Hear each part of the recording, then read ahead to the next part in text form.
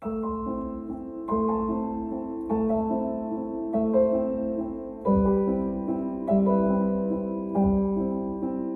remember my dad, when I was very young, he said, Bob, he said, son, he said, what you have to do, you have to find something that you love, you have a passion for, or you'll never be a success. And I had a passion for golf for some reason, working on golf clubs. I knew I couldn't make it with this, but I knew I could make it with this.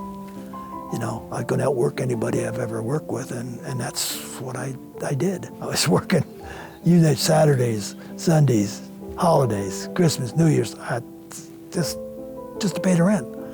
I'm working away, and I'm working with a player called Ben Curtis. He was the first one hitting. He said, Vokey said, my 256-14, wider, flat soled, what's happening? Trailing edge was hitting in the fescue.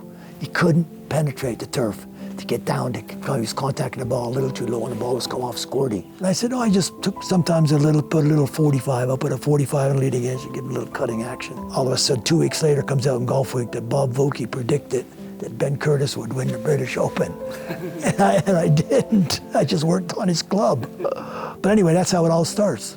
One player, and then another player would see it.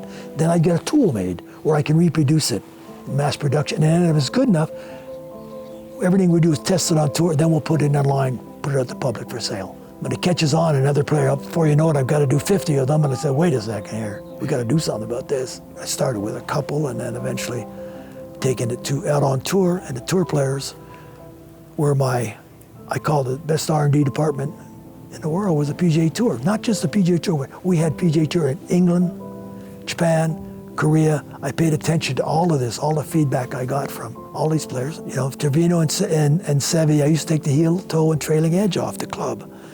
And that was what I ended up calling, the M grind. Then it used to be called the MF grind, but I had to drop the F, and that's because I called it my favorite grind, But that's how it came. M grind, L grind, T grind was Tom Pernice. The S grind was Steve Stricker. Everybody has a little different, you're upright, you're a swinger, you're a slider, you're a digger, all those things like that. A lot of people don't know what they are, but go to a professional, and you know what? Going to help you play a heck of a lot better, and you're going to save a heck of a lot more shots working on your wedges, getting the right wedges for you, because you don't have the club ability to be on that driving range trying to hit 300-yard drives. You're not going to improve your score. But you're going to improve your score with wedges. When I was out on tour, I have a hat that says Voke on the back. I'd be walking down the ropes, and somebody would say, Mr. Vokey, Mr. Vokey. So I'd go over and talk to them. Ever since I got the tightest wedges, I've been able to spin the ball. I've played the best golf. I've hit some of the best shots I've ever hit. That's what turns me on.